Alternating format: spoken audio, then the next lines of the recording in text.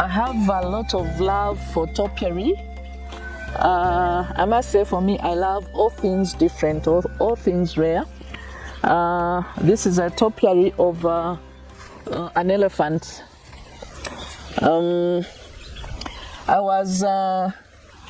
My vision was to have a garden which is different, and I know I could not bring wildlife into my garden, and the only way I could do it was to have something like this.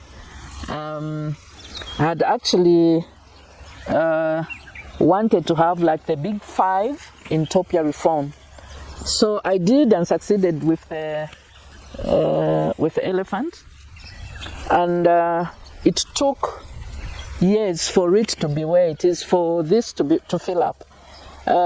What I did is to have a frame of an elephant made, and once it was made, I planted it in the ground. It's firmly in the ground right now, and in the legs I planted the duranta. Each leg has got one duranta growing, so you can imagine how many years it took for the duranta to cover the entire frame. You can even see now that the frame is still visible. This side, it hasn't quite covered, and I think it's not simple, but I would welcome solutions on how to cover this part. Another way of maybe helping it to cover would be to fill it up with sphagnum moss, and then in the sphagnum moss you plant the duranta, and hopefully that it will have enough food to remain nice and green to cover the entire area. During rainy season we could prune even once every month. But during dry season, it can even be once every 3 months. As soon as you see that the duranta is growing wildly everywhere, then it's time to prune. As you can see, the tail, I think it's getting too long.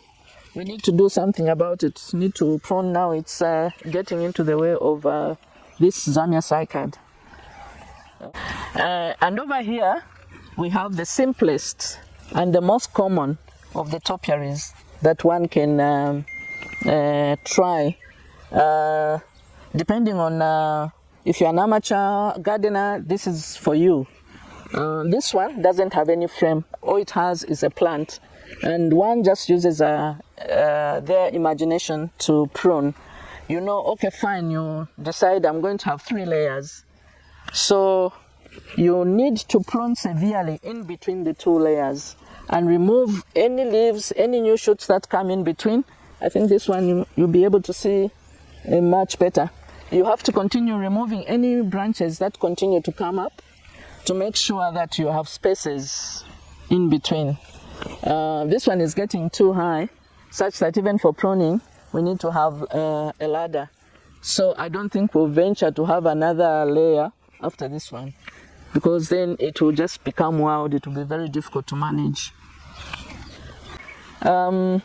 This started off as a giraffe, but the frame was not too high, so the neck of the giraffe just started getting fatter, the legs getting fatter instead. A giraffe is well known for its long legs and very long neck. So we now call it, you can call it anything. I prefer to call it a dinosaur, although sometimes it does look like, depending on which angle you're looking at, it could look like an overgrown chameleon. My husband says it's a geronchi. I've never seen a geronchi. I have no idea what a geronchi looks like.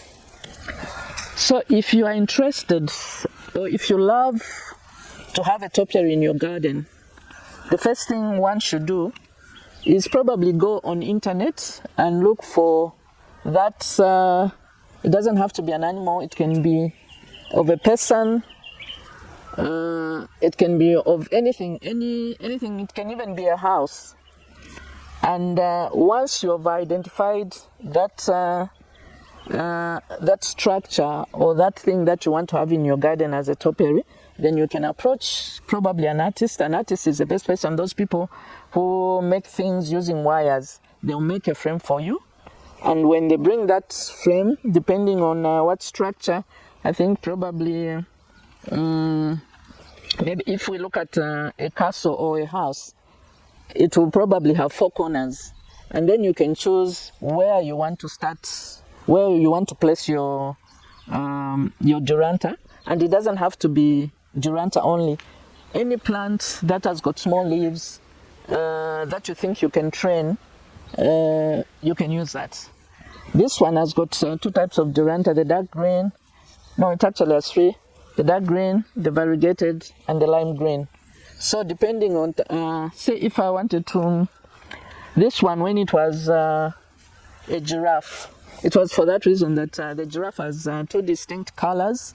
So we're going to have 2 distinct colors here. I don't know where the variegated came from. Maybe the plant itself somehow turned some branches, maybe just became variegated. So those are the steps that you need to follow if you want to have a topiary, such as this one, or any other structure that you want to see. I've seen on internet, there's even somebody that managed to do a group of singers with guitars, or a fairy. Well, you just use your imagination and creativity and you come up with something that you want to see in the garden. We also have a rhino, and we like to refer to it as a green rhino. And I know that in Zambia we don't have many rhinos, they've been poached. So if you want to see a green rhino, you're most welcome to come and see it from here.